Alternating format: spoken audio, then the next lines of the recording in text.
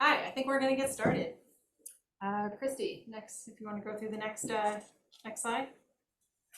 I want to remind everybody we have a public comment period at the end. So the last 15 minutes of every LPC meeting, we have reserved for public comment. So we just ask that you hang tight while we go through the meeting. It's a working meeting, and then at the last 15 minutes, we will invite anybody from the public who wants to speak. We will allow to do so. I don't think we have anybody from the public online. If we do, same thing. If you could just wait until the end, and then if you have a question towards the end of the meeting, you can put it in the Q&A box or raise your hand, and we will call on you. Yeah. So thank you for your patience.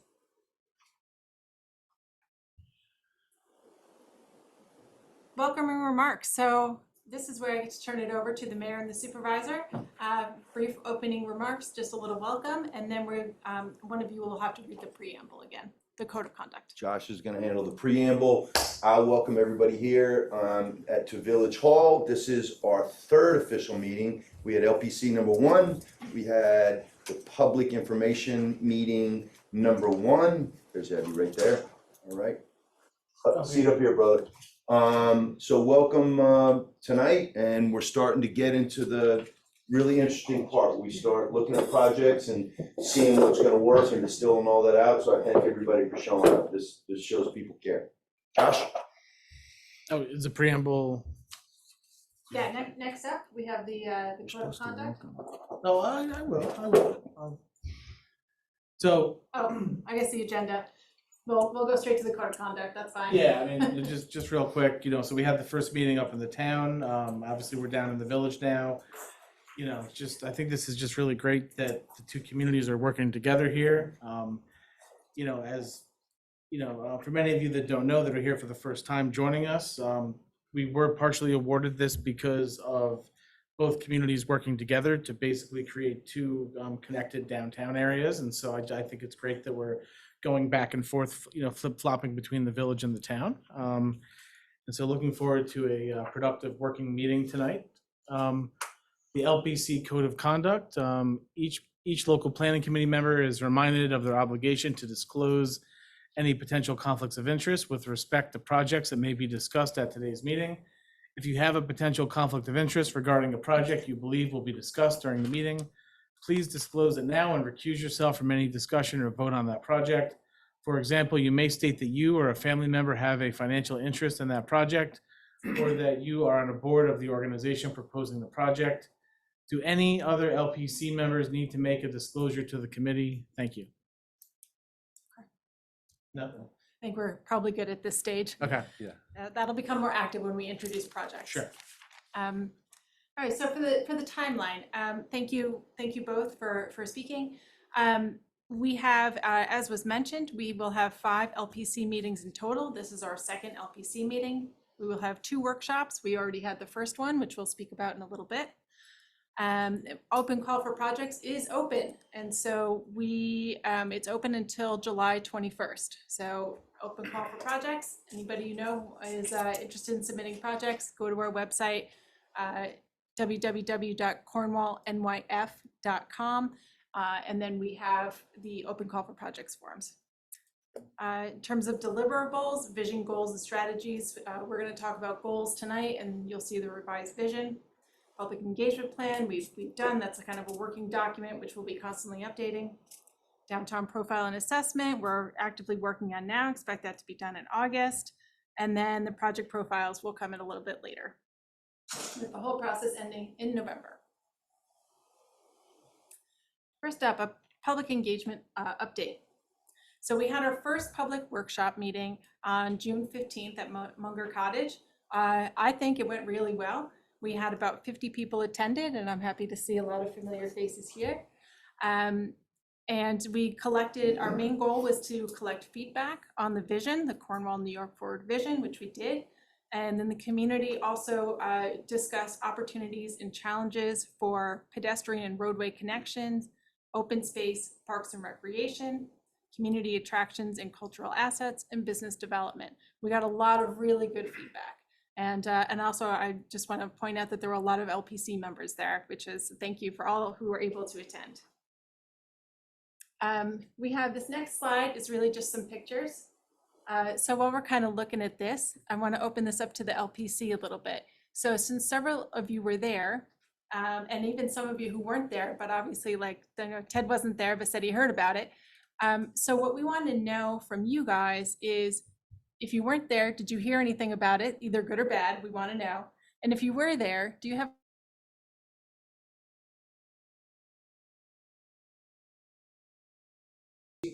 So now you can see the fabulous pictures of all the great work we did last week at the public meeting, which had 0 technological hiccups, by the way. Opening this up to the LPC, we want to know, what did you hear? Or if you were there, what did you observe that either worked or didn't work? We want to hear the good, bad, ugly, and everything in between. So any comments? I know from my table, the economic development table, there was great discussion. I like the breakouts that I think the public enjoyed it as well. I gave them an opportunity to talk about different subject matter. So I think that was very useful to have the breakouts. Thank you. I found that too. I found that the format allowed for very focused conversations. Yes. Yeah, good. Anyone else? Any thoughts? No? We discussed it this morning on the core team call, Yes. obviously, and I thought that platform, Josh and I both agreed, worked well, and you're gonna switch the platform around for the next time to do it a Yeah. little different. Yes, because at the next public meeting, we don't know how it's gonna run. We don't have it planned out how it's gonna run yet, but at that public meeting is when we'll be introducing the projects. And so that will be, I don't know how many projects there are gonna be, but it doesn't lend itself to the sitting around tables. That's gonna be most likely more of a, station walk where we have boards with all the projects on them. It'll be something a little bit different, for sure. And I think we had gotten feedback from the supervisor that there was an interest in live streaming. So we can definitely see how we can work that in for next time as well. I also think it was a very well attended meeting. I think there was a lot of productive conversation and insights that we gleaned from that meeting. What I would like to see us do for next time is, I think we really need to try and get a broader range of demographic out there. Yep. So I don't know if there's a outreach or something like that, but I do think that that's important, that the entire community is represented. Mm-hmm. Yeah, great, good comment. Thank you. So I think that will be a matter of adjusting how we advertise and making sure that we're doing more of it in different places, to capture more folks in different variety of people. All right, anything else? All right, so we're gonna go on to the open call for projects. Like I mentioned before, it opened the day after the public meeting on June 16th. It closes on July 21st.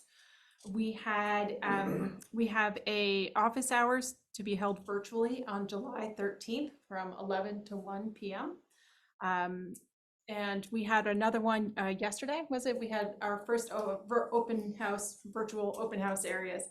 And it went okay. We only had one person, but they were definitely submitting a project and had a lot of really good questions, and it sounds like a great project. So I can't really say much more about it from that, but we're happy to hear we'll get at least one outside project, but hopefully a lot more. All right. And then for public workshops and outreach, our next activity will be on workshop number 2 will be on September 27th. And that's again where we'll be going over more of that. We'll get feedback on the list of projects. That will be the main part of that. We're also going to do a public outreach activity on September 24th, which is the Cornwall Fall Festival, which we hear is big here around here. So we're excited to attend that. And we'll talk more about that probably at the next LPC meeting. I have a question. Yeah. So feedback on the list of projects, when will LPC members get the project? We're gonna get to that. Okay. Yep. So one thing, Scott, to your point, like, are there things that we need to make sure that places that we're making sure that we're advertising for the next round to make sure we're getting a broader demographic? I mean, I know we did heavily on social media. I think we did a press release to the newspaper. What are some other places that we may be needing to advertise?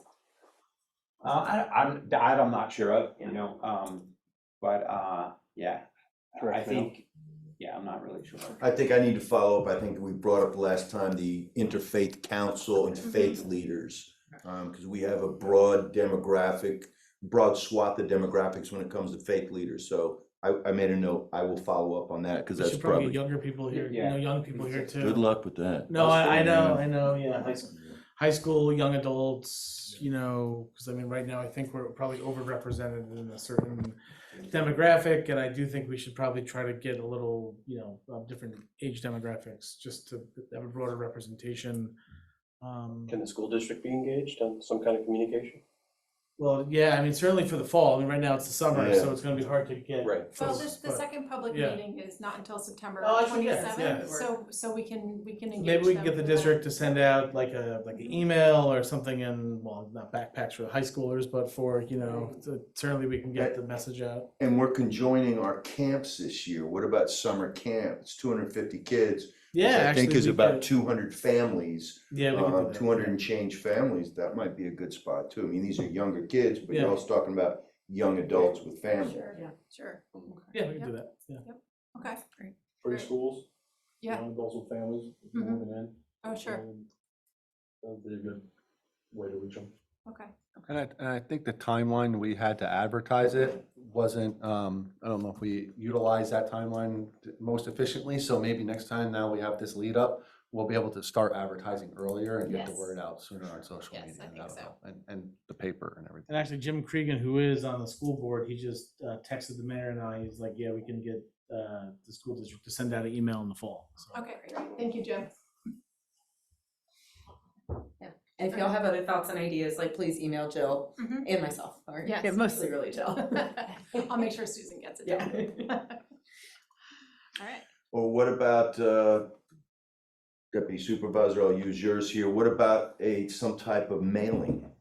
Like, to homes, like a flyer? we could potentially do that. I mean, there's a costing that's involved Yeah, in that, obviously. Yeah, that can get pretty pricey, is the only thing. Also, do you have?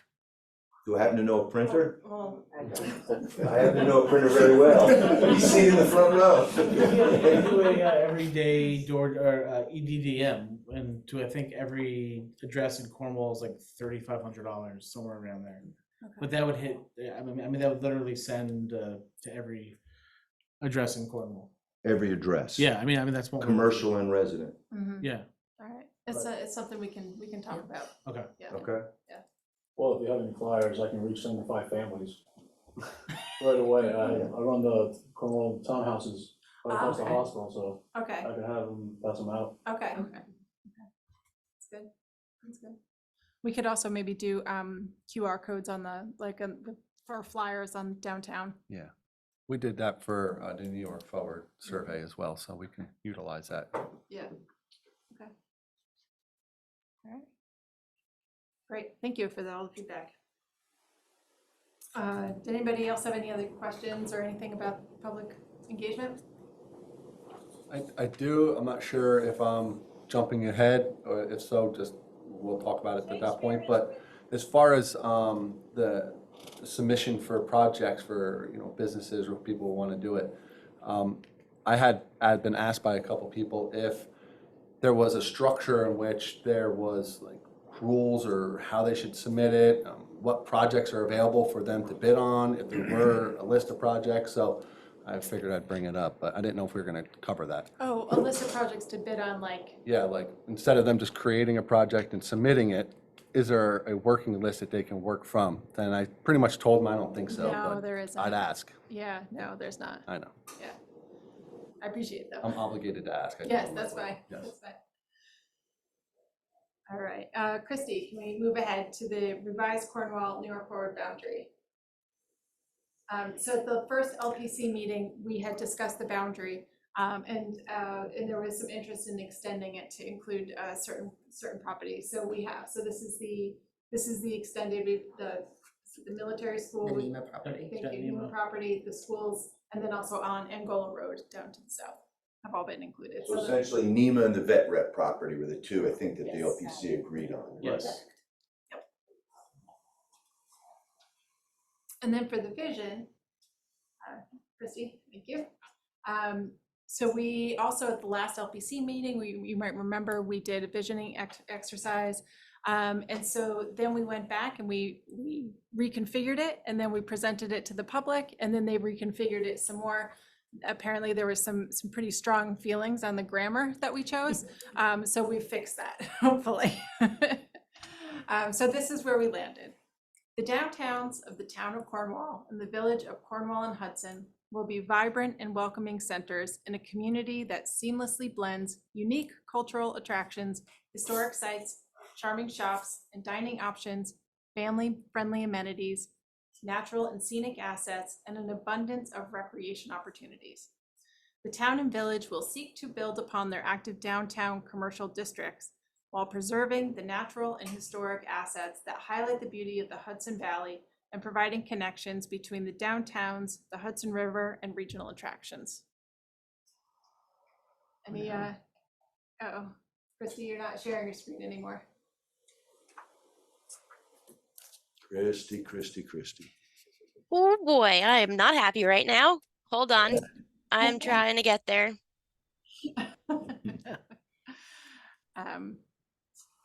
So I'll just ask, and I know you just heard it, but any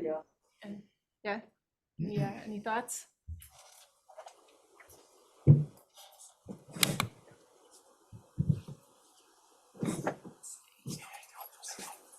I mean, I think that covers the ethos and the intent and what we're looking for Yeah. from all the brainstorming.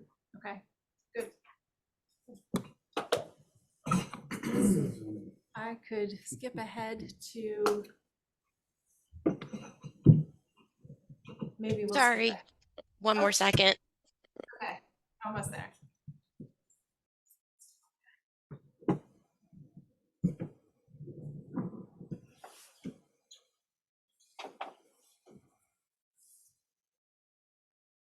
And then I'll just introduce the next topic, which is the downtown profile and assessment, which we mentioned before, we're currently working on, which is really more of a snapshot in time, your existing conditions, what's going on here now.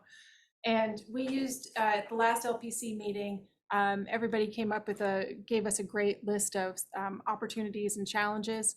And then at the public meeting, we asked very similar questions about opportunities and challenges. And so we came back and we drafted 4 opportunities and challenges in one.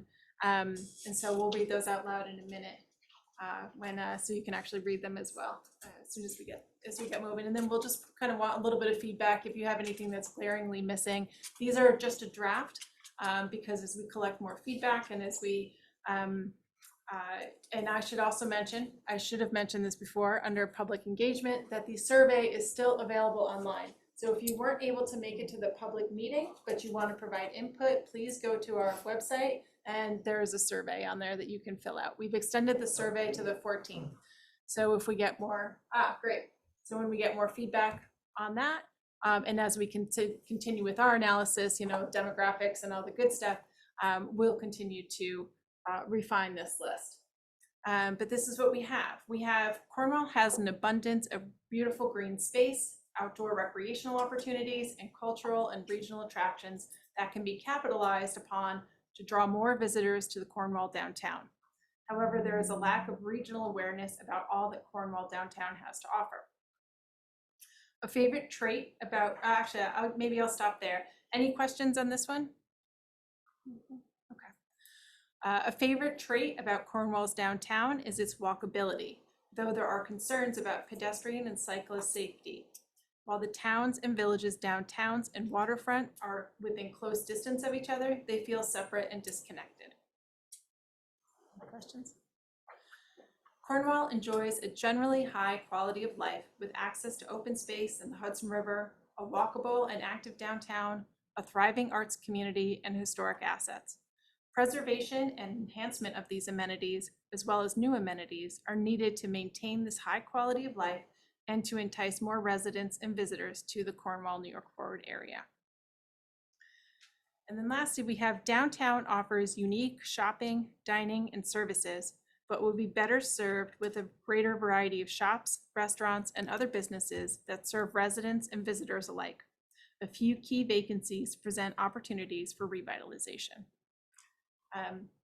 This last one, I suspect might change a little bit because we are, as we do the downtown profile and assessment, we have a sub-consultant whose name is Kevin Dworka, who is working with us kind of behind the scenes. He's already reached out to a few members of the LPC, I think especially Steve and Scott, and maybe Jebby as well. And he's been working, he's going to be doing a business survey. And so as soon as we get that up and running, we will tell the LPC members so you can use your connections to get out the word.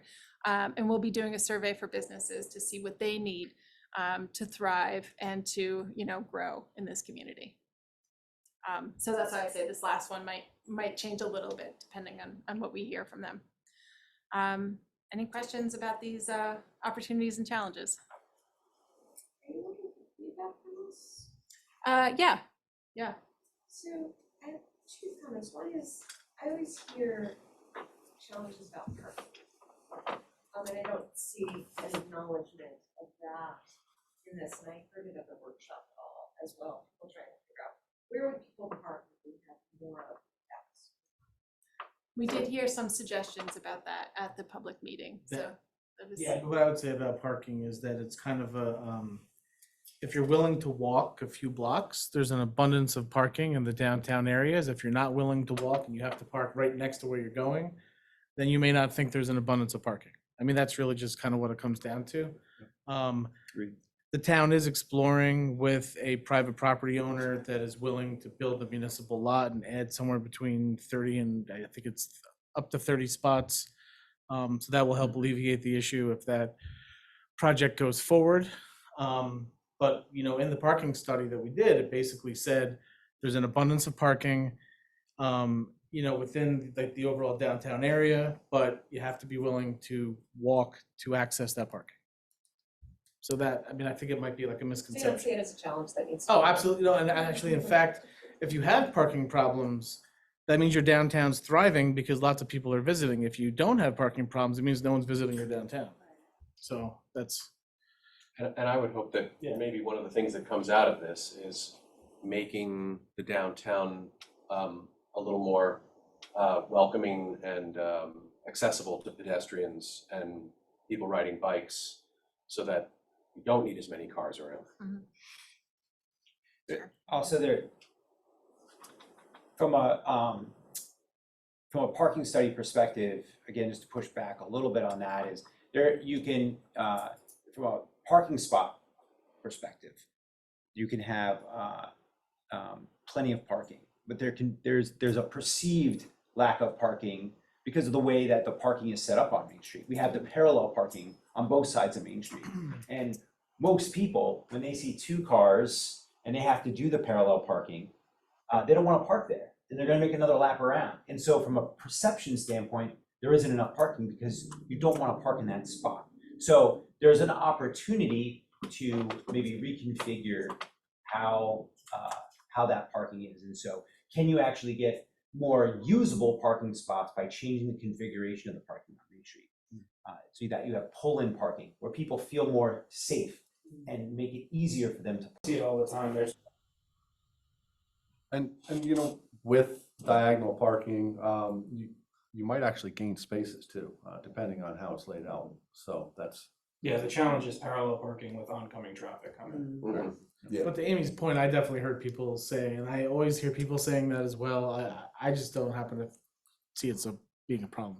Would it be wiser to remove parallel parking from one side and add diagonal parking to one side of the road? I think we have a potential proposal for that that's Oh. going to be explored in the project. Another comment I have, which is very much, from where I sit, which is a mile and a half from here, or maybe two, is the connectivity with, there's 200,000 people coming to a cultural center near you, and how is that connectivity to downtown made? Yeah, I think that's how we try to capture that in the first one, that there are, cultural and regional attractions. But there's a lack of regional awareness about the downtown. So meaning that people So you- come to the storm Yeah, to I storm. see. Yeah, no, but yeah, I think that's woven throughout here. And I think will be woven, is an issue that we see that is woven throughout the whole strategic investment plan and as something to. Yeah, I mean, that's work on. something we gotta figure out, because that's a key to our having a thriving downtown, is getting those, even if it's 10% of those visitors to our downtown, we would be Yeah. much better than we are. Jill, I mean, just to go over that again, just so everyone's clear, I believe this is from the data from our public workshop, right? Mhm. Yeah, Yeah. so this is what the public told us as well, so. Yeah. Yep. Right, any other questions? Okay. Next up, we have goals. So yeah, us planners, we like to do a thing, we do a vision, and then we do goals, and then we do strategies, and then we get to the projects, we get to the good stuff. So we've drafted for this process, we draft goals, and eventually you'll see when the projects do come up, is that we're hoping that the projects align with these goals. And so I'm gonna read each one out, and then we'll ask for feedback on them. For pedestrian and roadway connections, foster a walkable, vibrant streetscape that maximizes safety and provides cohesive connections between the town and village downtowns, gateways, the waterfront, and regional attractions. So this is trying to, again, to highlight the connections are needed between the two downtowns and also to the waterfront, but also to those regional attractions. So whether it be Storm King or to West Point or other places in nearby region. Any questions or anything kind of lacking from this one? Okay. Open space, parks and recreation. Enhance existing parks and open space in downtown Cornwall to accommodate new features and amenities to encourage spending extended time in the downtown. So we've heard that there's a lot of interest in enhancing the parks and open space that you have. So that's kind of where this came from. Community attractions and cultural assets. Increase public art and cultural offerings throughout downtown Cornwall to boost the community's vast arts and cultural community, while enhancing existing community attractions to accommodate and entice tourists to the downtown. So again, we want to strike that balance of making sure that what we're doing with these projects, it encourages tourists to come to the downtown, but it also that it balances that with the needs of residents as well. And then lastly, we have business development. Draw visitors from nearby regional attractions to a downtown Cornwall that is charming, cohesive, connected, and contains a mix of businesses that cater to visitors and residents alike. Any questions, any comments on any of these? No, I think they're in line with what we're doing. You know, it's the old thing about, you know, if you drive crime down, it helps economic development. If you don't have economic development, it drives crime up. It's a vicious cycle or a good cycle. And I think the same thing here for the village. Obviously, the open space, parks and recreation, that is a big feature. That's our hood ornament as a means to hopefully attract greater business development. And I know the town has more opportunities for that. It's got a bigger Main Street, but that's how we're kind of looking at it from that perspective first, starting in that direction and then working backwards as opposed to, not that we're opposed to business development, but as opposed to focusing on that, we want to make it so that we make our, you know, our waterfront and our farm property down there even more attractive and desirable for visitors and residents. Kind of the goal. Yeah, and obviously in the town, we've got a mix of all of these. I mean, we have a large shopping plaza, we have a main street, we have, you know, cultural attractions that are a mile or two outside of town that we're seeking to bring 200,000 visitors, you know, into town. You know, we have a regional theater project that we're hoping to get, you know, stood up, and so this, you know, obviously all four, you know, apply to the town.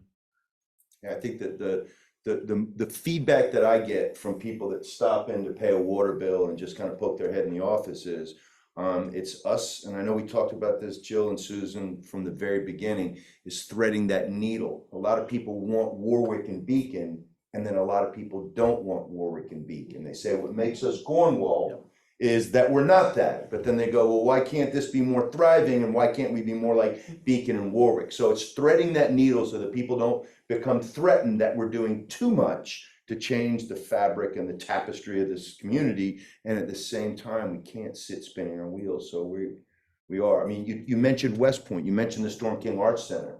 We don't have any place to house people, you know, to put people up. I mean, we've got 8 rooms at Painters and Painters is closed right now. So we don't even have those 8 rooms unless you know somebody. Let me know if you need a room, by the way, we'll take care of it. But so that's kind of something where we need to kind of get people off of this whole, well, it's never been that way before, so we can't think that way because it's never been that way before. Yeah, I mean, certainly, obviously, accommodations aren't in here. I guess that would fall under, but certainly we do need to add accommodations in Cornwall to accommodate all the visitors, to make Cornwall more sticky so people stay here for a long weekend and spend more money. I mean, I think that's part of the goal of bringing in the hotel.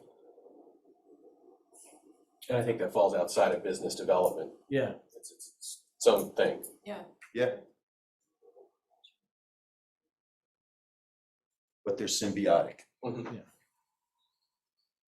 And for the old guard, if you will, who, I'm part of the old guard, who like to see Cornwall stay the way it is, I think how you phrase it, words matter, right? So tourist versus visitor, right? I mean, there's a huge difference in the way that tone comes across. So when we message to the community about our goals and how, I think we have to be very cognizant of our verbiage.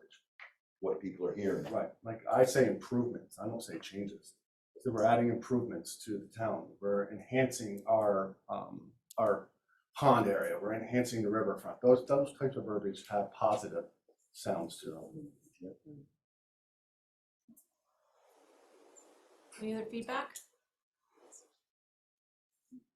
I think it's important that there is some cohesion in the projects to where these don't feel that there is an overlay of kind of a master plan, right? So as these projects come in, and from a point of, to give an example, way signage, for instance, that we don't have 6 different types of way signage, or something as simple as benches, or one of the frustrations that I have on Main Street is we have 6 different looks of trash cans and recycling bins, right? So I know it's a basic thing, but it makes an impression, right? And so making sure that as these projects and as we're working through these projects, that there is a cohesive look and feel to what Cornwall is all about. Scotty, that was one of the admonishments that I got from Miss Jill over there this morning. I wasn't gonna bring it up. I know, one of the admonishments that, you're right, we have a bunch of different projects, whether it's at the municipal level, at the not-for-profit level, or at the private sector level. And we have to make sure that there is synergy there, one of the 4 things that you constantly remind us about.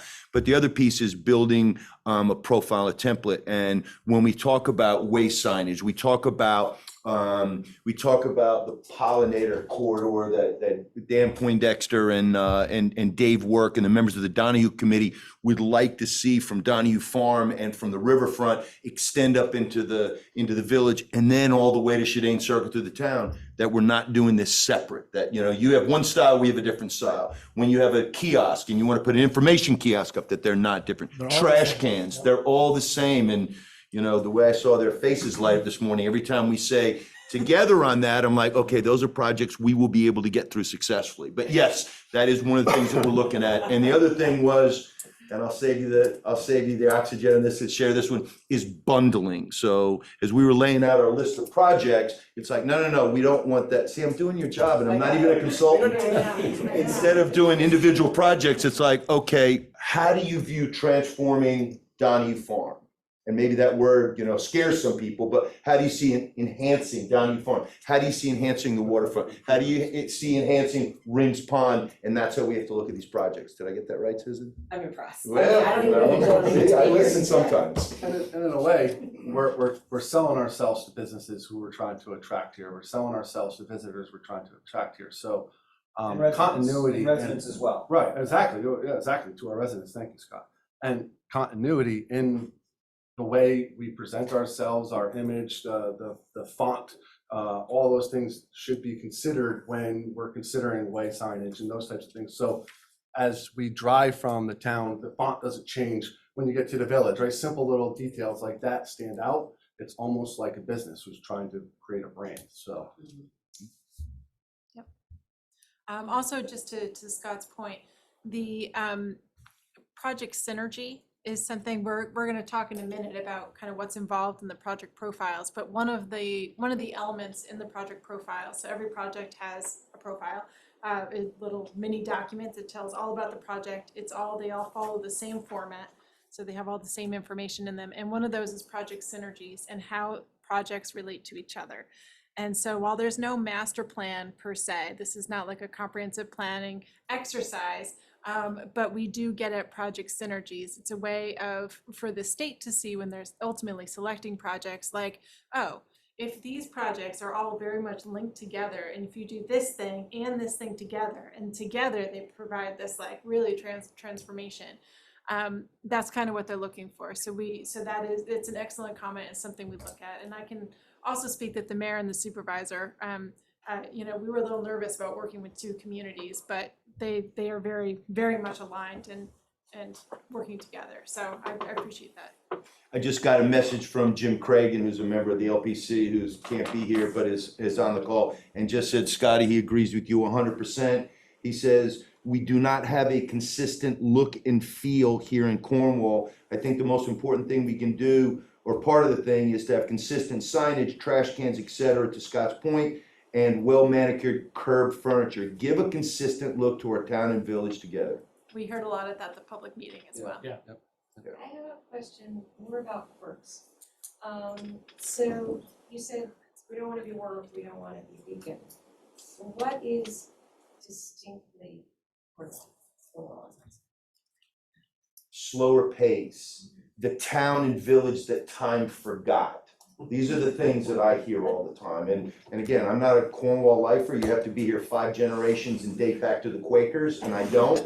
But I did live here in the 60s as a young kid, and the village still is the same. I mean, the faces change, the different storefronts, but it stays the same. I think people are concerned, when I say people, the ones that go no Beacon, no Warwick, proliferation of restaurants. And I think, well, why is that a bad thing? I mean, if you've got options or choices, but turning it into something where, like Warwick, where, I think it's wonderful, but somebody else may look at that and say, that's not the sleepy little town that I moved to 50 years ago. Did I get that right? I mean, is that what you hear too? I agree. And, I think I always bring up that you're talking about different, like, that's a city, Beacon. They're a different demographic than we have here in Cornwall. So, although I appreciate the aspirations of wanting to be like a Beacon or a Warwick, we do have our own sense of community here, and we should stick to what we got and recognize that we're also a certain budget and a certain tax base and all those types of things. So we're a certain size, Right. and there's a certain, and look, you can't, we're not an easy municipality to get to, so we're not going to be a Beacon or a Warwick, so there is a special,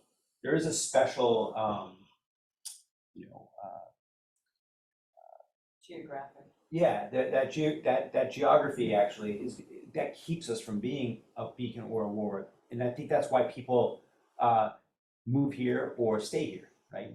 So, but at the same time too, there are some missing amenities that residents really want, and then also what the missing amenities, which will also help with visitors and attracting visitors to help with our economic base. So it's a balancing act. To the mayor's point, it is threading that needle. Well, Cornwall is also, spread out. This we're focusing on the center, which is Cornwall itself, like the towns. We also have houses that reach into where the Cornwall High School is. So we need to find ways to attract them to come over here instead of in Windsor. Yeah. That's what I see the main focus is. Because we do have Cornwall residents that are outside of the Cornwall town itself, which they do fall in our school systems and our, general district. Yeah, I mean, for me, I just think we need to, so there's a certain, footprint and a certain number of parcels and existing buildings. There's really not that much in the downtown areas, we pretty much know what it's gonna look like. It's just a matter of like not having empty storefronts and maximizing space and taking, the best lots that are vacant and maximizing their potential. And I mean, I think that's what we want to do. We can't become Beacon in Warwick because we simply just don't have that size of a downtown, and we don't have a train station, and there's just stuff we don't have. But I just think we want to maximize what we do have. And if we ever hope to bring visitors down here into town, we have to have more to offer them. Yeah. But we'll also be offering that to the residents too. Yeah, I mean, in the lower village, we essentially have, and I know you can argue whether or not a bar is actually a restaurant, but we actually have, 3 restaurants. We have a Mexican restaurant, we have an Italian restaurant, and we have a continental cuisine restaurant. If you talk to those business owners, they want more competition. When Painters closed, that hurts the other businesses, and you'd say, well, wait a minute, that takes away business from them. No. People go to Beacon because if Cafe Amacor is not open, they just go next door. And if the Italian place is full, they go to the Chinese shop. If that's closed, they go to the Thai place. Not having enough choices. But again, it's that threading that needle, as Scott points out. We're off the beaten path. We've got the mountains on one side, the river on the other side, and we're a little ways off of 9W. So we don't have that major thoroughfare that cuts through the center of us. How do we get people to come in? And how do we not get people to turn out with pitchforks and torches that we're doing too much, and at the same time, ease them into this process that we have to do something to move forward. Also, what I think, I'm sorry, Go ahead. I think in a business point of view, is that not many businesses last more than 3 years to bring in the attention that they need for it to continue, their business. Essentially, I think there should be some type of way to help out those businesses, essentially to get started, and then they'll form their own like people coming in and Their own following. their own following essentially. Yeah. Speaking to the bars and restaurants, as Jimmy was saying, I own a restaurant, and I actually, like, when new things come in, they ask if we're concerned and whatever, the competition, and we're not. Anything that opens draws more revenue for us because it attracts more people to the area. And people want a variety, and they want to, come to one place and try this place or try that place and try that place. And I think it's only good for One everybody business as brings far as more people for the other. Like, I take my daughter for ice cream, I go grab coffee next door. Essentially, that's what it's doing. So Yep. it's helping one another. But they should also be unified. Like, figure out ways they can work together, like the farm. If they have transportation or something from the plaza to bring people more down, if it helps with parking or things like that. Mhm. Great, this is all really good feedback, thank you. All right, unless there's any more questions from the LPC? We're gonna move on to project evaluation. So, and this is where we will speak to kind of the process of the projects. Let's see. Christy, could I have you move 2 slides forward to the project evaluation process? And then we're gonna move back. Sorry. Thank you. So this is the process, and then I think we'll go back and tell you more about what the projects actually entail. So at this meeting, LPC meeting number 2, we're working together today to determine the project evaluation criteria that will be used to refine the project list. So projects will come in, and then you will, and so right now we're just gonna be talking about criteria and not the actual projects themselves. At your next meeting, which is at the July 31st, then we will, as a consultant team, will be presenting the projects that we receive through the open call for projects. And that includes municipal projects as well. So all projects that have been received, we will have a final list then. Open call for projects ends on July 21st. So we will have 10 days to pull together a master list, and then we are gonna cull through it. And so what we are gonna do, the consultant team and of course the state, is we're gonna be looking at project eligibility. Is it eligible? If it's not eligible, we can't really do much. Is it ready? What we will probably do is we will go through and see how ready these projects are. And then we might we will have a discussion with you about how ready we think that the projects are. And then at that meeting, the LPC could choose to refine the initial project list. So there could be projects that come in that are Maybe they're great projects, but you can tell already they're not gonna be ready enough to move through. If the LPC chooses, we might remove those projects, or we might keep the list as it is, and that's fine. And then at LPC meeting number 4, the projects will be presented by the project sponsors. So, yeah, Sorry to interrupt. That's okay. So, these projects have to already have applied for permits and everything in order for us to, what you're saying, just a no, not necessarily. Okay. No. If it depends on the type of permit. I mean, if you're needing really severe Army Corps of Engineers project, then it might not be ready. But if you're looking for, if maybe you need zoning approval, but you highly suspect that it's not a controversial project, then that's something that can be figured out.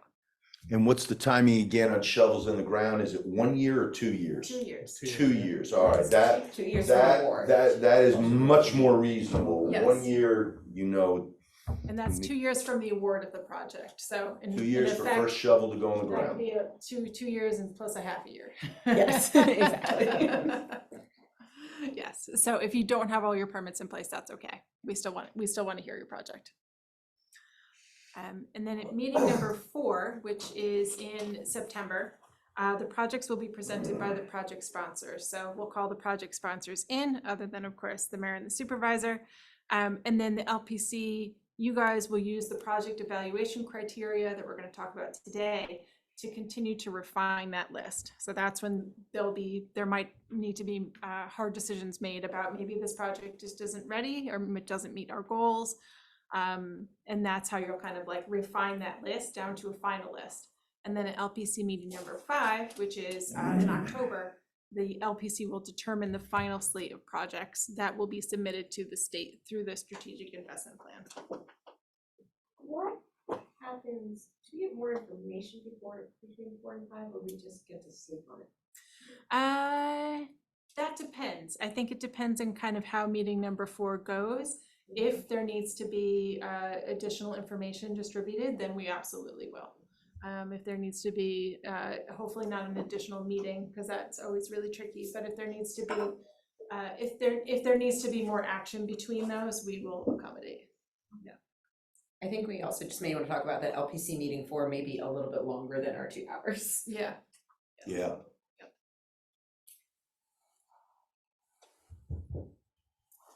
All right, so now we're gonna, Christy, if you don't mind going back up 2 slides to the project profiles. Perfect. So just to give you an idea of what every project is gonna entail. Every project, when we receive it, it will have on the form already, which we've gotten from the project sponsors. And then we will flesh these out as over the next couple months until we have a project profile. It will have, of course, the project title, description, and location, a description of who the sponsor is and any partners, if they have partners, sponsor capacity and property ownership, so that capacity is really understanding if it's say it's a small nonprofit organization, just as an example, we want to make sure that they have the capacity to be able to handle a state contract. And also, of course, can demonstrate that they have some sort of ownership or control over the property. It will also, the project profiles will also discuss revitalization strategies, including ones that we will come up with at the next meeting, and RADC strategies, of course, as well as project synergies, which we talked about. How do these projects relate to each other? Decarbonization and resiliency, public support. Of course, we want to make sure projects have public support.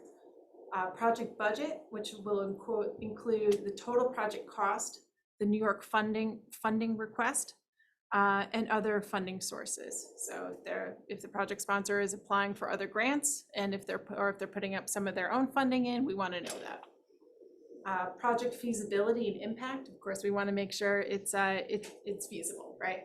And also the expected impact that it would have to the economy.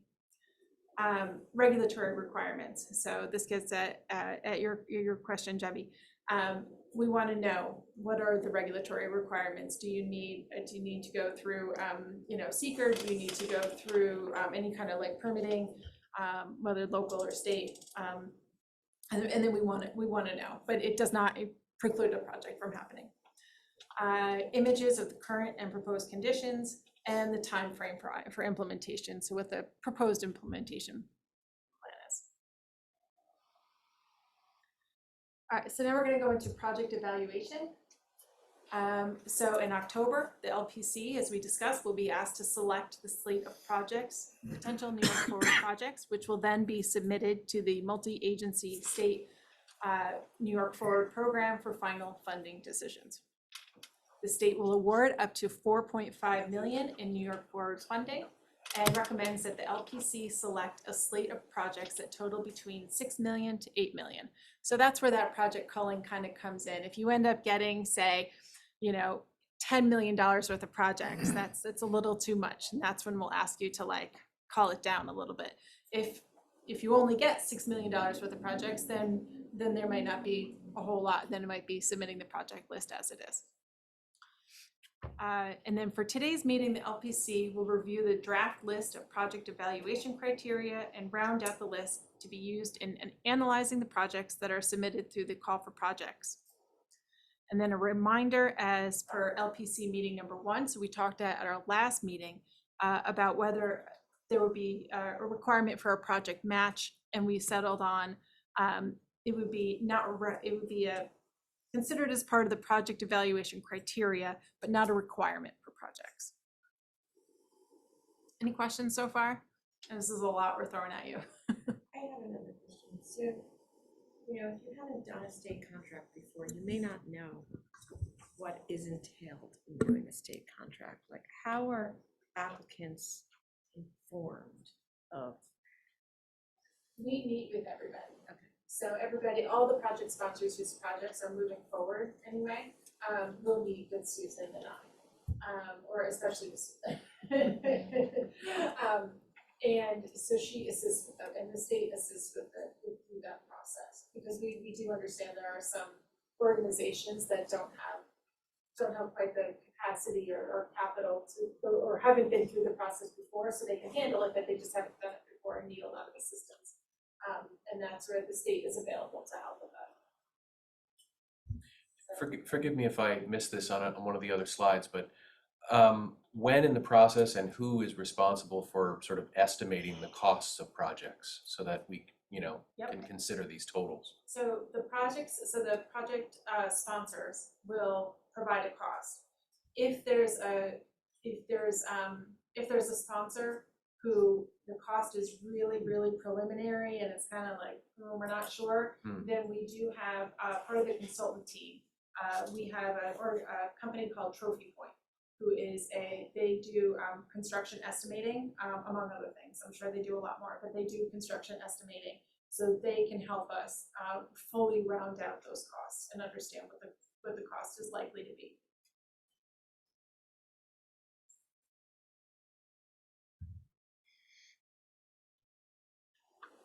All right, and we talked about the process already, so then we're going to go on to project evaluation criteria. Can we go back real quick? I have a question. So, so what if you have a couple projects that there are some synergies within the projects, right? So an art walk, for instance, where you have, a number of art installations, but you get 3 or 4 different projects that are around art installations, right? So is there opportunity then to combine those into like one project? Okay. Yes. Yeah. Or something like that. Yeah, I mean, I think Similar type of, so that's the bundling that you were talking about before. Yes, and there could also be opportunities for, if we were to get a bunch of small projects that maybe were maybe not necessarily appropriate for New York Forward, but were definitely appropriate for a small projects fund, then we may recommend them for that as well. But it all kind of depends on what we get and how many of those we get.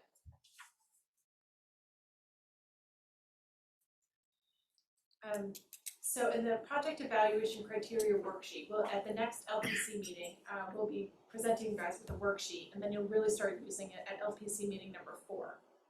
And the worksheet will have on it state and local goals, project readiness, catalytic effect, co-benefits, cost effectiveness, and public support. And so you will be asked to evaluate each project individually on this, based on these criteria. And we're gonna go through what each of these needs. Project evaluation criteria for state and local goals. So that would mean alignment with the state goals. The state has its own goals for New York Forward.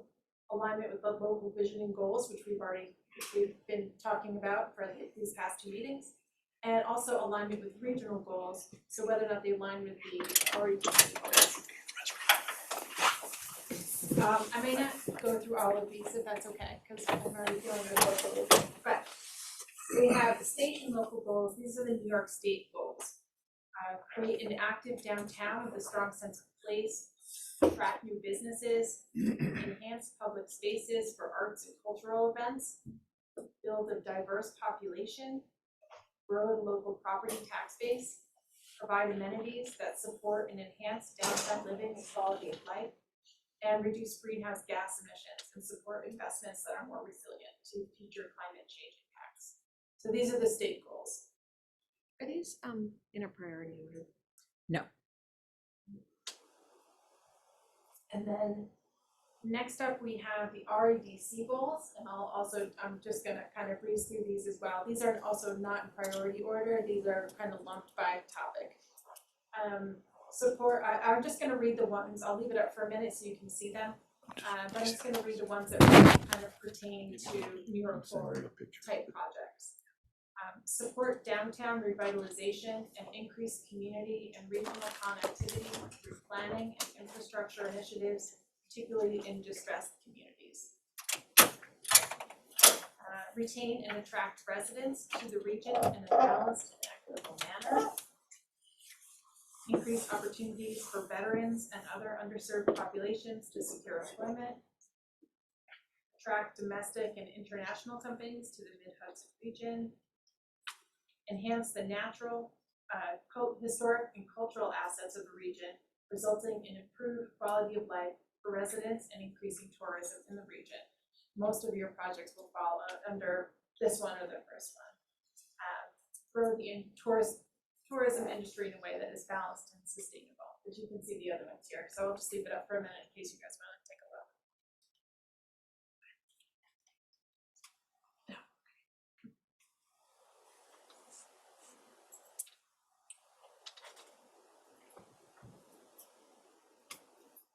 All right. Next we'll move on. Project readiness. Again, this is something that we will help you, we will definitely help you evaluate. And so this would be our first pass as the consultants doing our own evaluation. Oh, yeah, thanks. So this 2 years is for just the private businesses, so get their, started and finish the. It's for everybody. All projects. All projects. Is that for all? Yeah, the first shovel in the ground within 2 years of the approval of it, and that's Oh. for municipalities, not-for-profits, and private sector. So project readiness is based on the scope of work and project. We want to make sure that the scope of work and project activities are clearly defined. If it's unclear what the project is, then maybe it's not ready. Capacity to implement the project and manage the state contract. Ability to begin implementation in the near term. So again, that 2 years shovel ready. If the project has other funding available needed to proceed. This is so important, is that New York Forward program, as with DRI, is a reimbursement program. And so we want to make sure that whoever the project sponsor is has the funds up front to be able to pay for it and then get reimbursed. So that's very important. Ability to proceed without any significant regulatory hurdles. Again, going back to your question, there are some that are going to be like, if you need something changed from state DOT, then it just is probably not going to work. But if it's, again, if it's just seeker, that's fine. Joe, project has funding available needed to proceed. In your experiences, since this is the first round in New York Forward with the DRI, did you run into any municipalities, not-for-profits, or private sector folks that once you go out and ask for somebody to bid on something, you say, it's gonna get approved, or I think this is gonna get approved? Does anybody run into problems with funding it? Obviously, from the municipal level, we can get a loan, or we can pay for it get it started out of our general fund if we have one. But if you run into any issues where, you know, the private sector had an issue or a not-for-profit had an issue with being able to put the money up front? Good question, right, Susan? Absolutely, always from you. Oh, stop it. Stop it. I would say we've seen that more with the not-for-profits, and so for some not-for-profits that have come in, we definitely see that they are gonna do like a capital campaign and they may not have the funds on hand at this moment. And so we do expect, like, ask for like details of like, tell us about your capital campaign, when's it gonna begin, what are your goals, like, what are Got those it. steps? So we do wanna see, particularly for not-for-profits, we do wanna see that there is a plan to get the rest of that funding, or what other grants are you applying for? So we do, that could be part of the budget. Got it, okay. And for anybody who has to fund the project, is there a process where you guys discuss with them the turnaround for them to get reimbursed for the project and getting paid? Yep. Or Absolutely. So I mean, whenever the contracting does happen for selected projects, there is a conversation between whichever state agency manages that contract. So the contracts are managed either by Department of State, Empire State Development, or Homes and Community Renewal. And so each agency kind of has its own little nuances and technicalities for how they do reimbursements, but that is all part of the conversation we have before any contract is ever signed. We had last year, for Haverstraw, we had one project, one property owner had submitted a project. They didn't realize it was a reimbursable project, and so we talked to them because we just weren't sure. We were like, we kind of saw the application and we're like, something seems to be up with this. So we called the property owner and just discussed it and said, this is a reimbursement program. And they said, okay, then I can't do it. And so we tried to work with them to at least try to find other funding sources for them. I can't guarantee that any of them worked, but we tried. So that is something that we will do. So when projects come in and we evaluate them, they may not be ready for New York Forward, but maybe they are ready for a different program.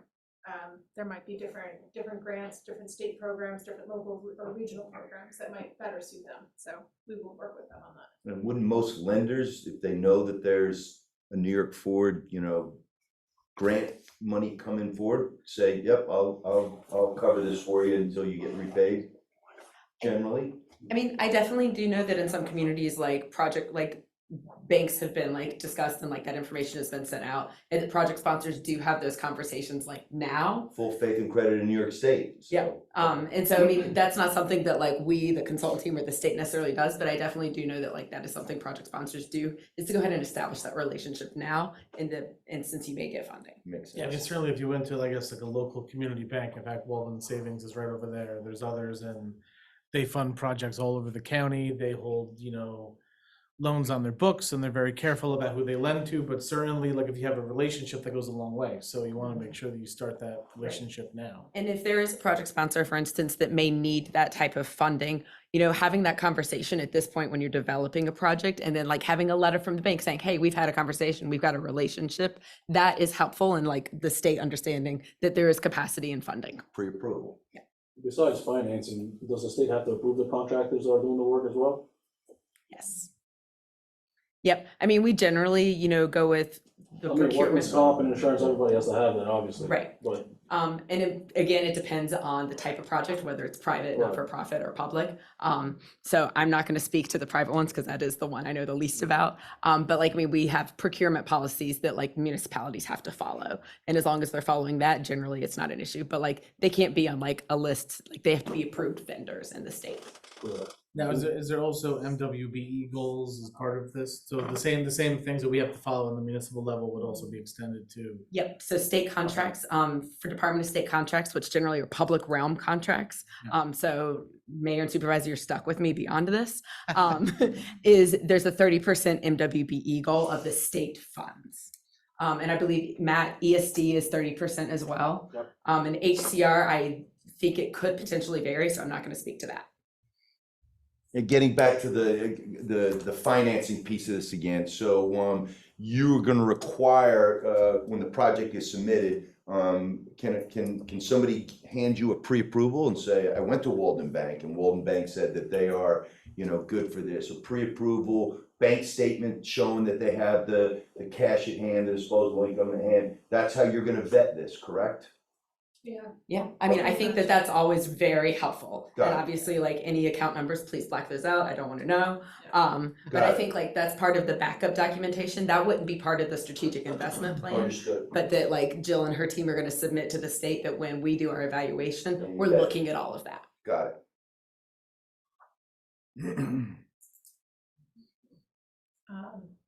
I think the last one on here, I don't know if I said this, but demonstrate site control. So we may get projects that are, I think the town should do this with this town-owned property. And that's great, but they don't own the property, so they can't really be a project sponsor, so that wouldn't be a project moving forward through the private citizen, but we could forward it to the town for their consideration, for sure. So those are, but otherwise you need to be able to demonstrate site control, or if it's a rental property that your landlord is on board. Another criteria that you'll be looking at when you look at these projects is catalytic effect. What does that mean? It means that the project will have a significant and transformative impact on downtown. What we mean by transformative is, will this project significantly enhance downtown Cornwall and have long-term impact? So again, it doesn't, I think this was like, speaking to the mayor had said, transformative can mean many things. It doesn't have to be, we understand this is a smaller community. This is a New York Forward community, it's not a DRI community. So when we say transformative, we're not looking for a skyscraper, we're looking for transformative for this community. So it's all a matter of scale. And also the potential to attract other investment or create benefit beyond the New York Forward boundary. So of course, projects that are, it's one thing, but it leads to another. How, like we talked about businesses, encouraging more businesses helps out other businesses. That's what we're, certainly what we're looking for in this process as well. Co-benefits. All right, this is where you guys come in. The rest are pretty fairly prescribed, but this one is where you guys come in. So co-benefits, this is provided by the state guidance to us, is that co-benefits means the ability to generate additional economic activity, tax revenue, and or jobs and employment.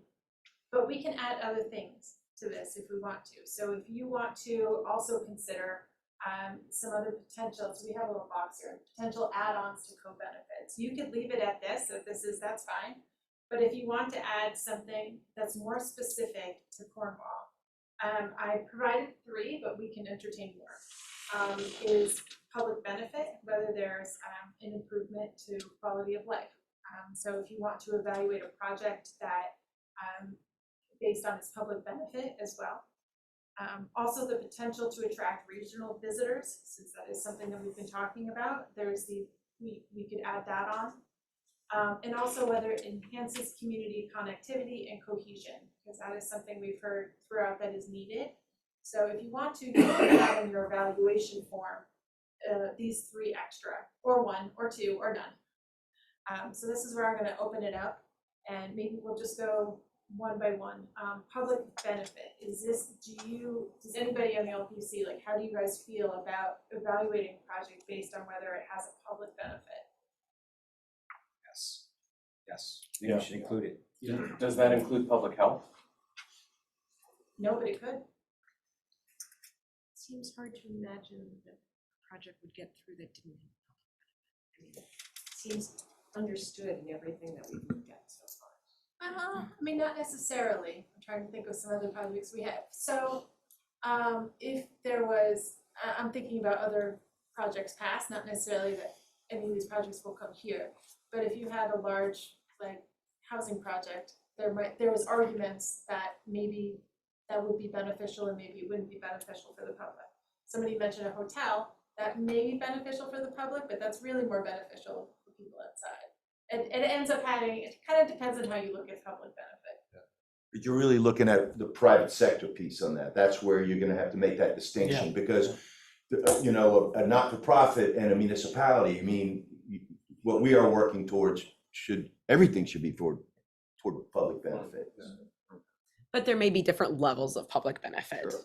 So are these categories going to have different weights, or they're all going to be equally considered? They would have, I think the way that the form is laid out, it would be like basically like small, medium, large, so small benefit, medium benefit, large benefit, something to that effect. Well, then I would say yes, yeah. So, One thing I'm seeing, looking at the 4 you have up here, is in thinking about the goals overall, like there's this economic development aspect to it.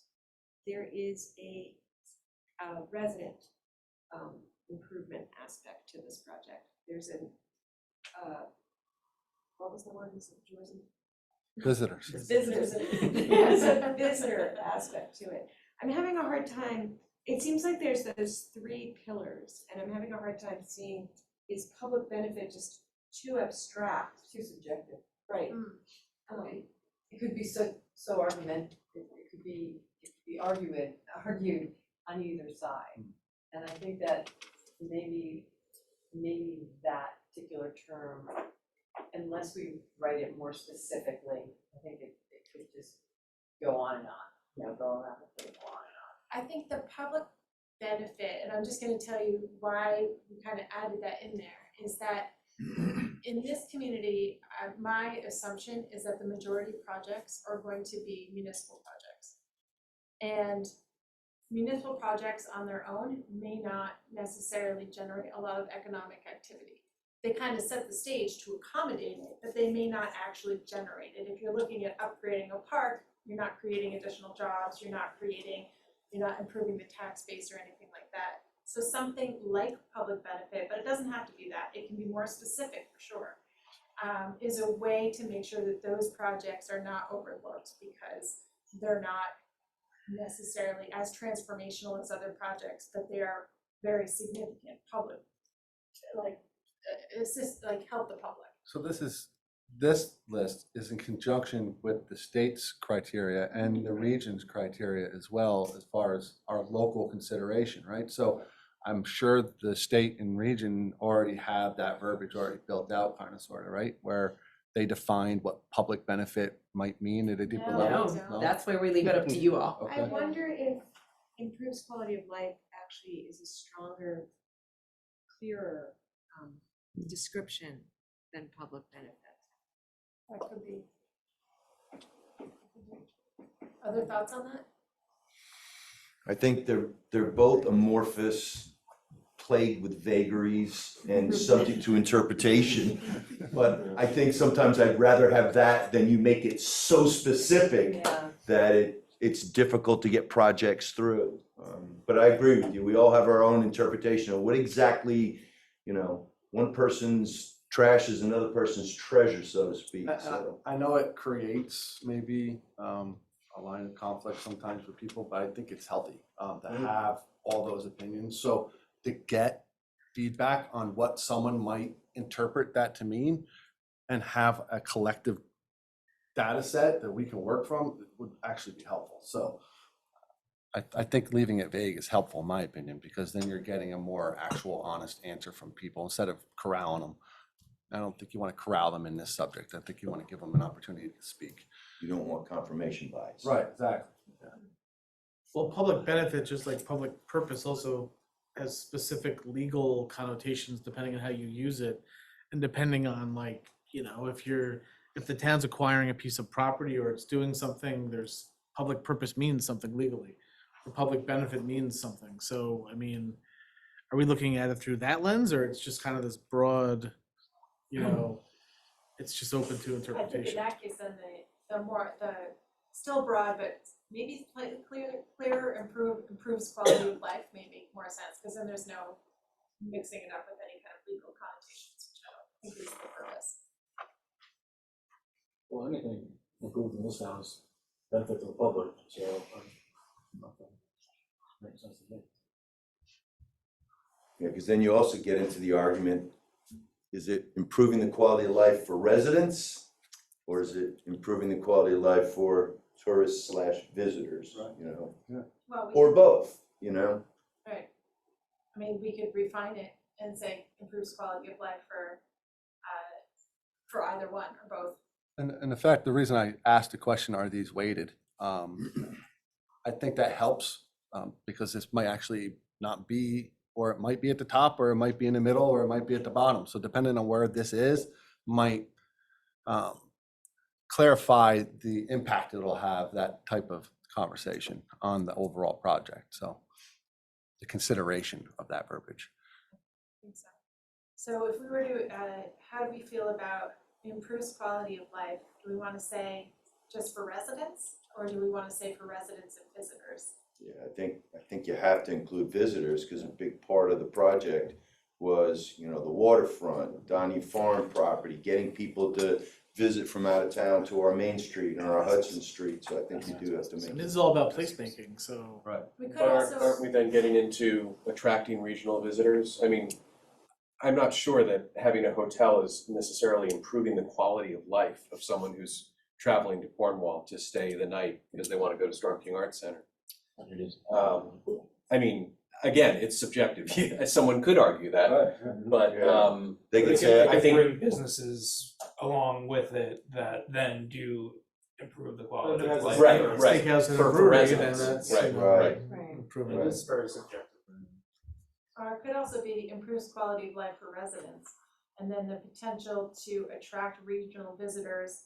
And we can add something on that, like, attract and enhance the experience of regional visitors. yeah, creating a better visitor experience or something like that. I think leaving it just as residents is gonna cause, you know, some conflict with residents that will just say it's in the guidelines that this is supposed to help residents specifically, and this doesn't help us. Yeah, I think you wanna keep it, yeah, I would.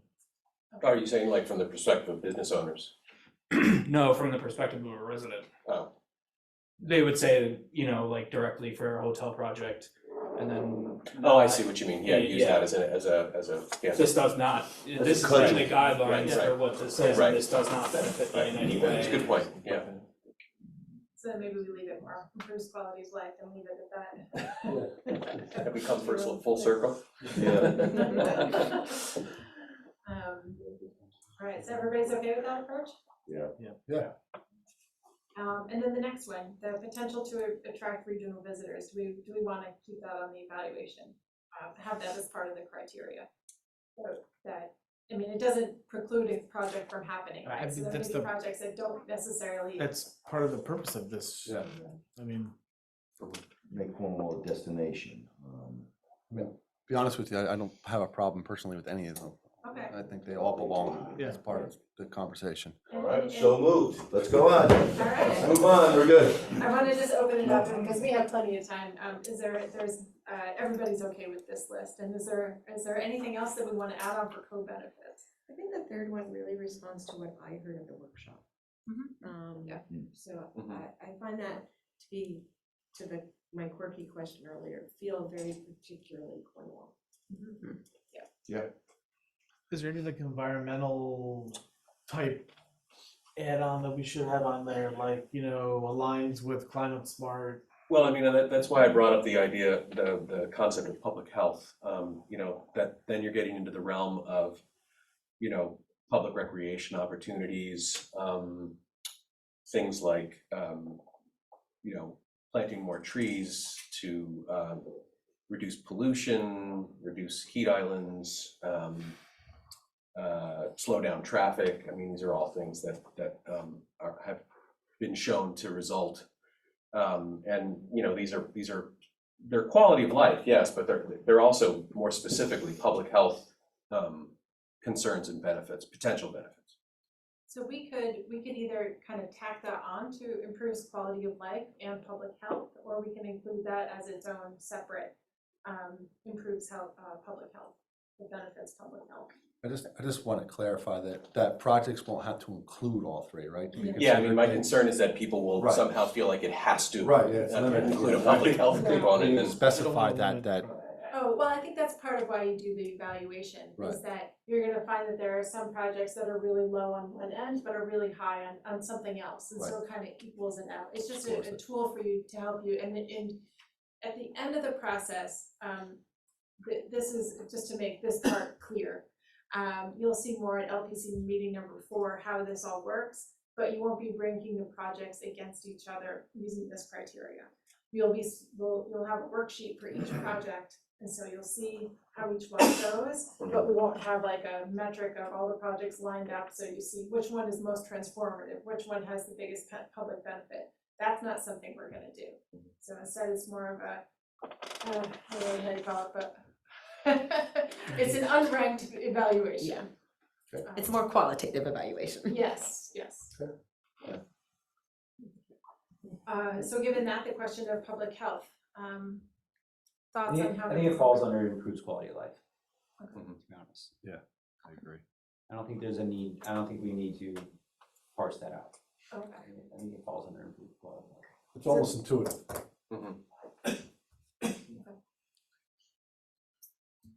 All right, any other questions on co-benefits?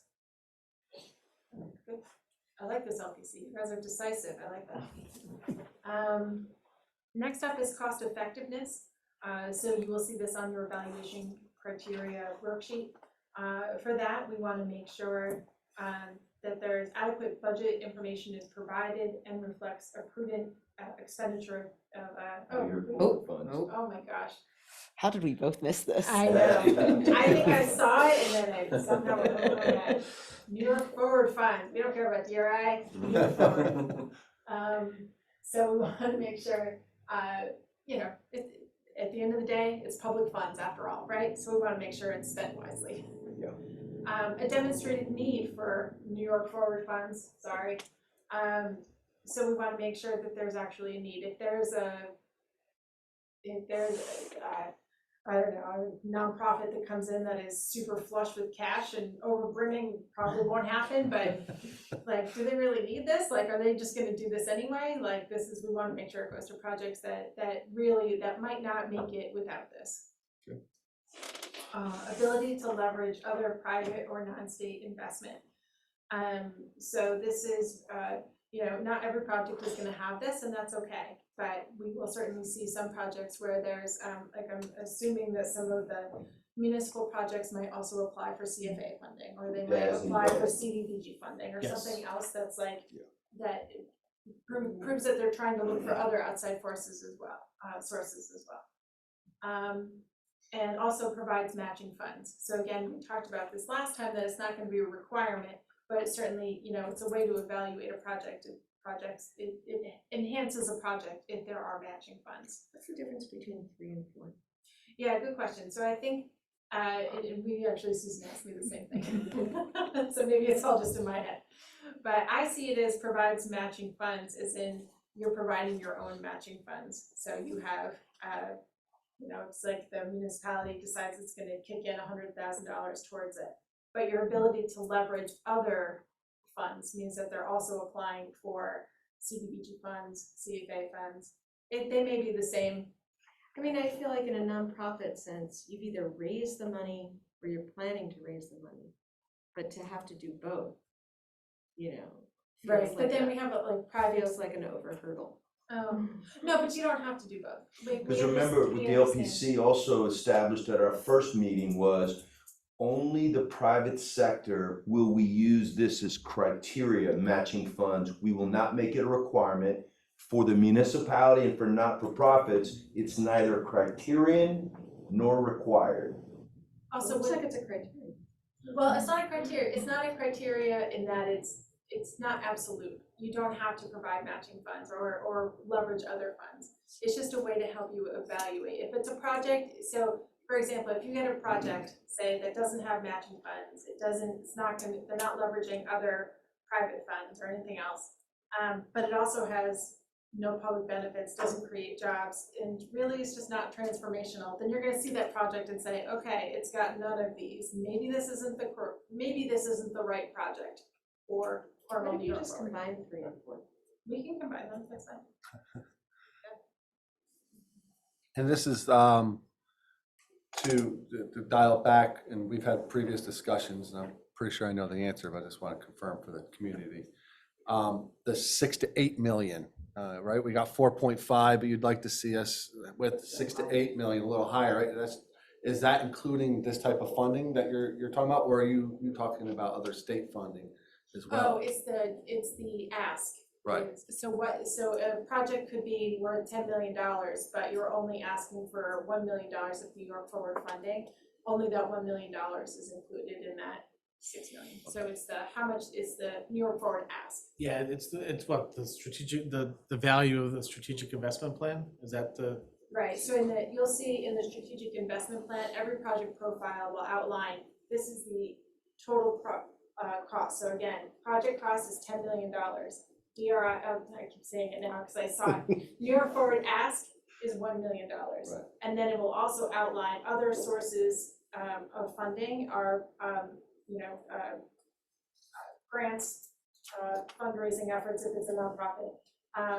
If it's private, other, like, if they have a loan, construction loan. Historic tax credits, various other things. Right. So if we have a $10 million project coming to town, they're not gonna get turned away because they're above the $6 to $8 million, right? So they're Yeah. separate. So the $1 million is part of it. I just want to clarify. Yeah, I think we can say I think Haverstraw last year, they came in with a total ask of maybe 13 million, but for the DRI, but the total project cost was probably 50, 60 million dollars. Yes, yeah. And so, I mean, that's what we want to see. We want to see the ability to leverage other funds. So let's discuss the question that everybody has in the back of their head right now. So it's a $4.5 million grant to be split between the town and the village. We recognize that the town's population is 75% of the greater Cornwall area. The village is 25%. We went into this as 50-50 partners, but we also recognize that you're not going to draw the line down there and say, we're only accepting 2.25 million in projects from them and 2.25 million dollars in projects for us. So we've looked at about $4 to $5 million worth of projects that I briefly mentioned this morning. I'm not sure exactly what Josh's numbers on that. We probably have a similar amount of. So how should we, so we have our 8 million right now in municipal projects. Now that's not factoring in not-for-profits, that's not factoring in the private sector, because we're assuming we're not gonna get all these. Should we be tailoring those numbers down and winnowing stuff out on our own? Because this morning you emphasize bundling at the municipal level and streamlining. So we should do that and get a number that's probably smaller than that, recognizing that we want to leave space for the private sector and the not-for-profits. I wouldn't worry about that right now. Okay. And just to clarify that that the grant is absolutely not by geographic location. So there's not going to be 2.25 for the village, 2.25 for the town. That's not going to happen. Projects will be evaluated all the same, regardless of which community they're located in. So that is not one of the criteria that will be used. So we want to make it clear that it's like, when we say it's a benefit to Cornwall, that means the town and the village combined. And then as to your question about how you guys should move forward, I think submit what you want to submit. And then as we go through, projects might change, right? So say there's maybe you don't get that many extra projects, and so then you're almost right in line. Maybe you get a ton of extra projects and are like, maybe then we prioritize which ones and maybe remove some that are just kind of maybe you want, but maybe you don't want, and just then it's time for you to prioritize. Right. Or, maybe you have a project and you're like, there's a source of funding that is going to cover this one much more, but there's maybe not a source of funding that's going to cover this improvement. So we want to look New York forward. Yeah, I mean, So in fact, that's already happening for the town. I mean, we already have stuff we're applying for the, CFA that's due on July 28th. We have projects that are gonna probably be, happen this year that we thought were gonna be New York forward, but we found other ways to do them. So we're kind of this is just a moving target for us. We found that, I found that in other DRI processes that we've been through, where the municipality will come in and then they'll maybe have one project that is we really thought we can make this happen, but in kind of looking at it more closely with us and our sub-consultants and with the state, but maybe this isn't necessarily ready for New York Forward, and they'll take it back. Or sometimes conversely, they found a wealthy benefactor who's decided I'm just gonna pay for it, or something else comes up, an additional source of funding comes up, and so maybe they don't need it for New York Forward. But should we not be thinking in terms of percentages? Meaning, I'm not talking about the town and the village. I'm talking about between municipality, not-for-profits, and, because I can spend $4.5 million for the municipality in the village. But what I'm saying is, should we be thinking about it from the perspective of a certain portion of this should be private sector stuff? No, No. no, So no, pushing should be- no, I think 100% it's, no. I think it's, here's the projects that are here, which are gonna be more beneficial to No. the town. Okay. And I'll tell you why. So my personal experience with working for DRI was, so last year was Havistra, I worked on. And they had very strong private development going on there. And so their awards went, I don't know the percentages, but I would say almost equally to private and nonprofit. Actually, I think it was private and nonprofit and to municipal. But then meanwhile, a few years ago, I worked on New Rochelle, a much different, very different Interesting. community. That's what I'm trying to get, is a sense of how They this. also had a lot of private development, but they had a lot more wealthy private development. They didn't need DRI funding. So instead, for that one, it was almost, It's 100% public projects. yeah. See, No, that's there was a nonprofit helpful. in there. Oh, there was a Okay. nonprofit, There you're was right, a That's playground. nonprofit. helpful. All right. Yeah, and so you'll find some New York Forward or DRI communities that are gonna be all nonprofit, all private, I mean, most likely no. But we do expect that a lot of the New York Forwards will have more, because these are not communities, this is not New Rochelle. Right. Private develop, I think Havistra was kind of an anomaly, because Yeah. across the river in Austining, they did not have that kind of private development. So that was kind of an unusual situation. So I think the expectation is more that New York Forward communities, which are smaller, are gonna have more public projects than others. That is very helpful, thank you. Yep. Yeah. All right. Any other questions on cost effectiveness? Last one is public support. So level of public support. So hopefully, any of the projects that move forward will have public support, but some of them might not. So that's something that we'll want to consider. This is something we'll be gauging at the Yes. Cornwall Fall Festival and a public workshop too. We're probably gonna get most of our public support from that fall festival and from experience. And I think we'll do a better job advertising it as we move forward and keep the public engaged and let them know that this timeline's coming up. And, you know, so I think hopefully we'll have a really good turnout. And I think we're hoping too that by going to the fall festival right at the beginning of the week and really emphasizing that at the end of the week we have this, and then we'll have an online option as well, that we'll be able to get a lot of participants. Yeah. Does the chamber, Scotty, chamber runs that, right? So we find priority table or priority placement as best we can Yeah. for that table. We'll make sure. It worked out good, I Yeah. think, where we had it for the one that you guys did. They asked me already, and I said I'd get them in touch with you guys. And I said, We'll take care of it. We'll make sure you have Okay, it. so you're the person, Yeah. okay, excellent. He's Okay. the guy, He's throw him the under the guy. bus. Thank you. So that's it for project evaluation. So it'll become clearer when you have the forms in front of you and when you see the projects. But if are there any other questions about evaluation?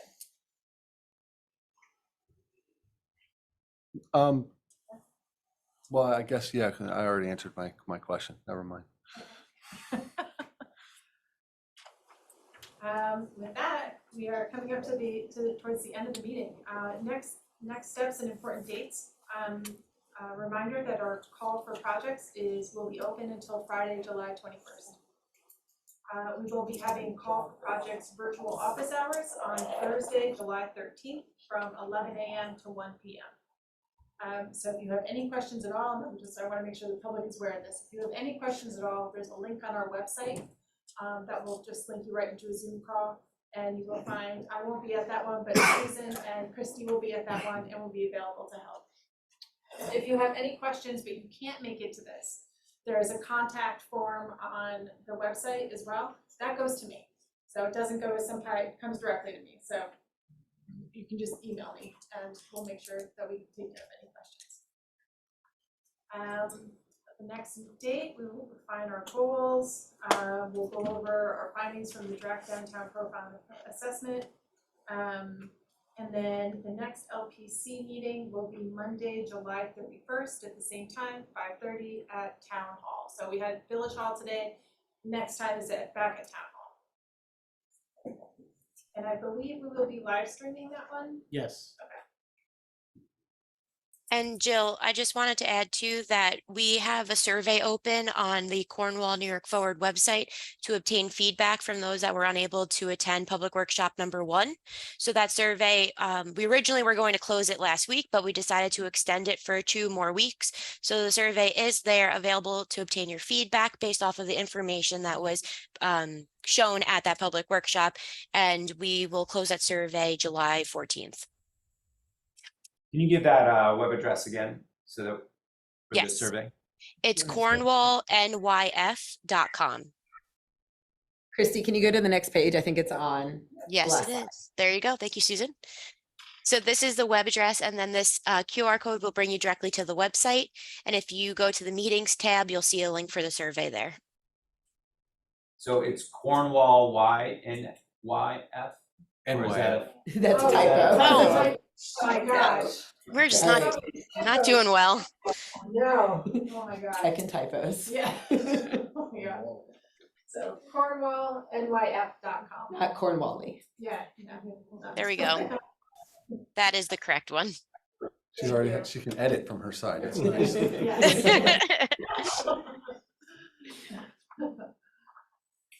nice. Any other LPC questions before we open it up to the public? Yes, ma'am? Thank you. You guys leave this? Any more LPC questions or comments? Do we have any LPC members online? I think it was just Jim, right? Jim just jumped off. He said, thank you. He said he'll see us all in person at the next one. Okay, great. Christy, we don't have any other LPC members online, correct? Correct. Okay. All right, so with that, we will open it up to public comment. So I think we'll take public comment, public questions and comments in the room first, and then we will go to online. I see that there are some questions already in the chat, which we'll have Christy read. And then of course, if anybody from the public is online and would like to speak, we can unmute you. But first, we'll go to. I don't think we need to go to the podium. No, I don't think so. I think because it'll pick it up on the They just mic. get up and stand I up, think right? so. Yeah. So with that, I'll open it up to the public. Yes. Is this Zoom being recorded and will it be accessible via the website? Yes, it will be. Okay, thank you. Yes, it will be on the website. So we will, and you can see the recording from the first public meeting, or first LPC meeting. If it's not up there, it will be up there soon. And I think we also present we'll also have on the website the slides. So even if you don't want to watch the whole thing, you can still see information. I just didn't want to take notes. No, that's fine. Yeah. So with the deadline being the 21st, that's about 3 weeks out from now. Mhm. How, try to understand that process, like in terms of all the criteria that the sponsors who are submitting projects need to meet. Is the expectation that all the projects that would be submitted, they have to lay that all out in terms of their proposals by the 21st? So, okay, so I want to make one thing clear, is that if every single individual project, no one project is going to meet every single criteria on this list. Right. And we understand that, and that's why we have so much criteria. So that way, if there are some projects that, are really high on one end of the spectrum but low on the other and vice versa, that they're still considered. So don't feel any kind of pressure that your project has to meet all of these criteria. Yeah, okay, great. And then the second question is, when we get the applications, we will have questions, 100%. And so this is a process of me, Susan, and Christy will literally be hosting a 2-hour Zoom call between the 3 of us where we go through every single one. And we say, okay, this looks like it's good, but we're really unclear about this. And then we'll reach out to the sponsor. Yeah, because one of the questions going with that is, with 3 weeks, if we're trying to promote this for people to submit projects, do we run the risk of really the municipal projects? Obviously, everybody's been working on those. What are based on your experience? Obviously, I know, again, New York Forward knew things, but with DRI, within a short period of time, how many proposals do you typically see from the private sector or nonprofits with such a short turnaround? Oh, it really varies. We got a lot last year with Haverstraw. We ended up getting a handful of quite a handful of nonprofits. Mhm. We ended up getting 4 or 5 4 or private development, but again, that's because they were ready to go. Right. So, I think we don't wanna leave this open for too long because it's almost a natural way of culling out projects that are not gonna be shovel-ready in 2 years. Right. You had a question, Jenny? Yeah, I have a question. How did Haverstraw get the market out so quickly for the people to put in the projects? Yeah. If we weren't unable to? I don't think that it's been actually Yeah. any different. Yeah, no, I think they had projects that were brewing, so they were already before the planning Oh, so they board. were gonna do it And so anyway. the mayor was like, This- oh, this was you just wanna a benefit. apply for this? Oh, okay. Yeah, Got it. So they're like, oh, funding. Yeah, Right. we're gonna Right. get reimbursement? Okay. Yeah. right. I wanna go to you next, but I just wanna ask the gentleman in the corner, did you have other questions, or was that? That was the bulk of answer it. your question? Yeah, well, I guess, yeah, that's the bulk of it. Okay, and then, yeah, go ahead. So with respect to the application, I'm just trying to get a feel for deficient applications. So, in your previous experience, was there a percentage like, 10% of the applications you knew right away that came in that were just deficient because there was something wrong with it? But, so it's a two-part question. One is, did you get quite a bit of those? And two, were they repairable? I mean, was it when you were saying that you're gonna call them up? Because I anticipate in the short time frame, you might get people who are going to apply for this, and they're not gonna have each one of the criteria. Like in my mind, I'm thinking, okay, someone who wants to propose something may not have the financial backing.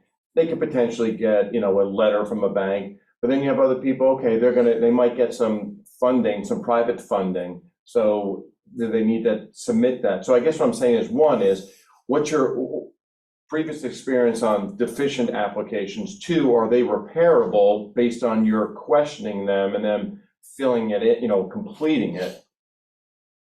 Yeah, so, let me think about that for a second. I don't have a percentage of deficient because it all depends on the community. Some communities get very low applications, some get a ton. I think it varies by community, and there might be some that are just kind of like, a member of the public just kind of misconstrued and is like, oh, I'd love to see a new lamppost on Main Street, something like that, which is, again, it's not a project, it's not a New York Forward project. Right. But we do forward those to the municipalities so that they're aware of them.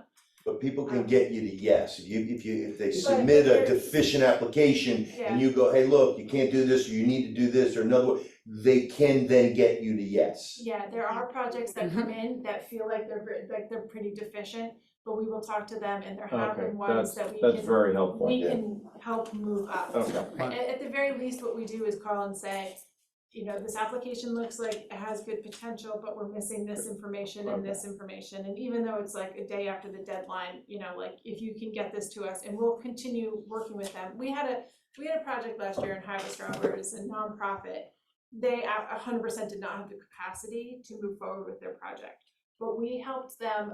It was really important for the community. So we worked with them to scale it down significantly to a project that they were able to that they did have the capacity to move through, and it did actually get funded. So there's, So we do provide assistance. So basically, they're gonna fill this like whatever 12-page application out. I mean, I went through it. It doesn't seem like that hard to fill out, even and then you fill it out, and then obviously if there's deficiency in whatever question 6, you'll call them up and they can add more information in. It's not like you're gonna be, first try, you didn't get it, it's Right. going in the garbage. And I think that's the other thing too, is like at LPC3, like we're gonna present, I think the really clear ones are the ones that are clearly not eligible. Yeah. That are the ones that are easy to be like, this is a great idea, we appreciate it, but like, this is not eligible. Like, this is operating costs, it's clearly not eligible. And so then, I mean, LPC3, you all may say, like, we wanna see all of these projects kind of move forward. We have questions, we may recognize that this one is a little bit deficient, but like, we wanna see where it can go. We wanna develop them, see where it can go. Yeah. Okay. And so that's something that we can do. And so LPC4 then is maybe where we start to have a little bit of the tougher conversations. Sure. But, so I have a follow-up question with that. So an applicant puts in their project, you've recognized some deficiencies, you're working with them, they've met the deadline, but ultimately they have to have a complete, from your perspective, that's a hard stop, that deadline. You might give them a grace period of a day or so, but that is It's not like, oh, well, we've been working with you and we, for 2 weeks now, and so we'll give you 3 more weeks to figure it out. It's We actually had that exact same scenario last Yeah, year we did. with Avistar, where we had, again, these two nonprofits that we had another nonprofit that was had a great idea, but they just were not ready. And we said, okay, if you can provide us this, and this information in 2 weeks, then we'll bring it back to the LPC and see what they say. And one of them was able to do it, the other one was not. And so the one that was able to do it was able to move ahead.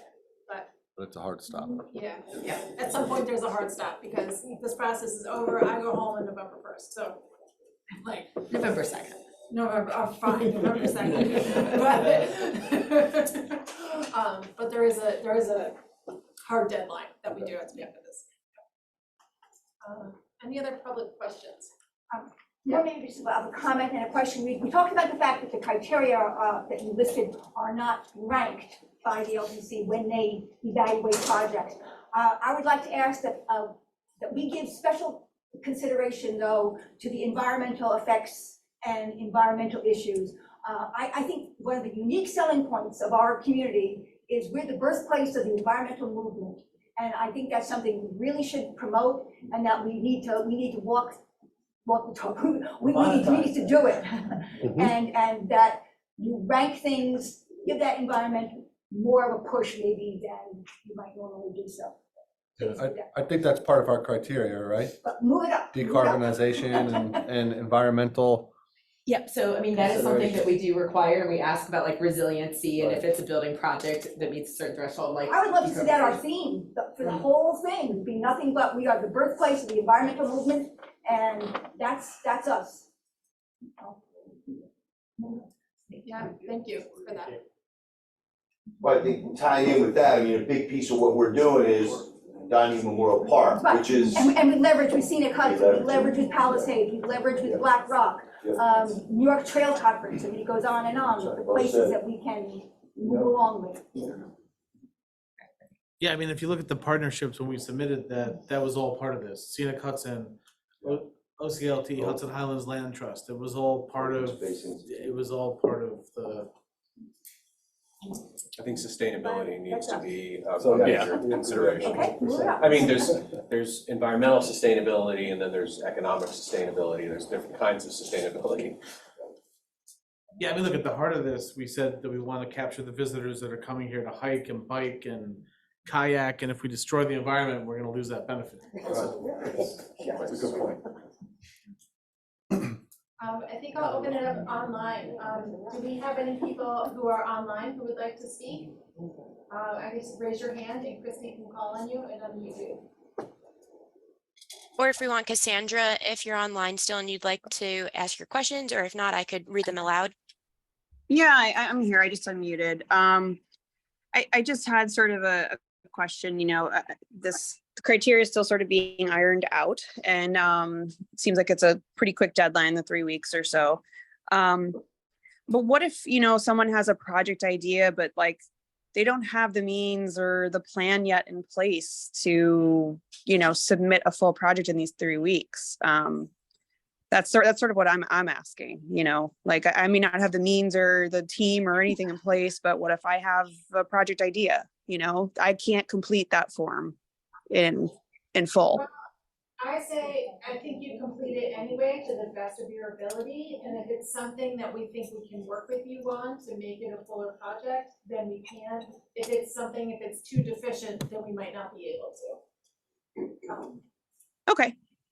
Is that I hope that's helpful, but I say submit it anyway, because, if it's just like, one thing that's deficient that we can help you with, then we will. If it's too much, then we might not be able to, but we won't know until we see it, so. Okay, that makes sense. And I just want to comment from earlier.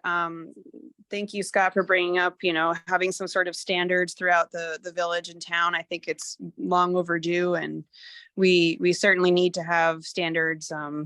Even at Riverlight Park, we've got like 5 different types of benches within like a 50-foot span. So I'm all with you on that too. So thank you. Do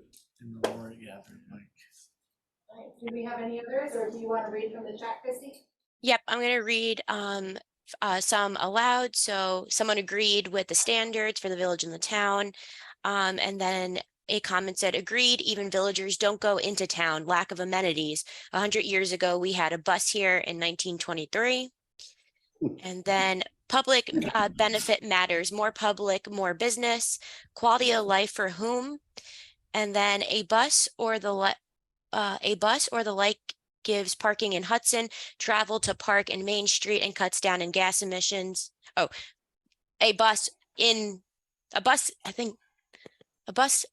don't know, a bus in the area would probably cut down in gas emissions, so it might be better off. I apologize for that one, Barbara. So I think in terms of the bus, because I know there's folks out there that want a trolley or a bus or so my understanding is that we cannot fund the purchase of a bus because it requires ongoing operating expenses. We can, however, build the infrastructure, the bus stops, the whatever. But if the village and the town want to get together with some of the major, cultural organizations on figuring out a bus, So EDAC was working on a Yeah. tourism package, and Anthony Duidovich from Storm King was, he brought up some stats from Storm King that they have, because they have a bus service. And he said that they have a 50% capacity rate for their buses, which is very high, very high. And the average, he said, was like 13%. So if we're considering buses and owning a bus and having a bus circle, we have to consider the capacities. Is that really servicing us the best way? Yeah, I mean, I've had people, look, right now, obviously, the town has a senior bus. I think we could probably use another senior bus to serve all the seniors that we have. Maybe there's something that could be done where we could use one of those buses to transport people, to different attractions. I know there's the Newburgh Area Transit. There was a meeting today. They're looking at bringing buses more into town. I think the Storm King Art Center into some other places as well. I don't really know how to address this, but I mean, certainly we can't use the funds to buy a bus. I am gonna curtail you for right there. We can come back to it, but I wanna see if there are any more public comments online. Nope, that's it. Okay, and were there any more in the room? I have one question. Sure. We've been away for a while, so this is the first meeting we've been to, or the first time we've heard about it. Does the general public know about this? I see one person behind you nodding their head, so that's a good Okay, sign. all right. I was just concerned that, because just having the 3 weeks to get a project together is not very long. You live in the village of the town, I live in the village. in the village, so we do the same thing in town. We've been messaging this through the Cornwall local, because we know that there's a loyal demographic for that. Okay. We message this on the village website and the town's website, because a lot of people go and they'll check that daily. We also message this on our Facebook pages, so we're trying to do social media. The only thing we haven't done is snail mail yet, but we're talking about everything, but this has been an ongoing process since we applied to this, which, gosh, in a couple of months, it's gonna be a year, right, Josh? Yeah, in fact, last fall, how many people Yeah. took that survey? 200 and over 260. No, the online. survey, this survey was 360 Yeah, people, 360 people in the Because survey. they came in, but when we finalized it for the public workshop, it was like 260, and then we had over Another few hundred at the fall Yeah, and festival. then another 300 at the fall But festival. your point is well taken, and we get reminded from Jill and Susan all the time, please message us, get this out, push this out. But again, I don't wanna say we're limited, but we're availing ourselves of social media and the Cornwall local, which has covered this thing religiously. They pretty much put an article in a week just on updates and things like that. They watch these meetings and then they put stuff on there. So if you can think any other way or anybody else, let me know and we'll do it. Because you're right, we're not gonna get to everybody, and we need to get as many people to know about it as possible. And that's a good time for me to come in and remind the LPC to always be, getting the word out amongst your own networks as well. So with that, I think the official LPC meeting is adjourned, is over. I want to thank everybody very much for coming. This is a great turnout. Again, please visit our website,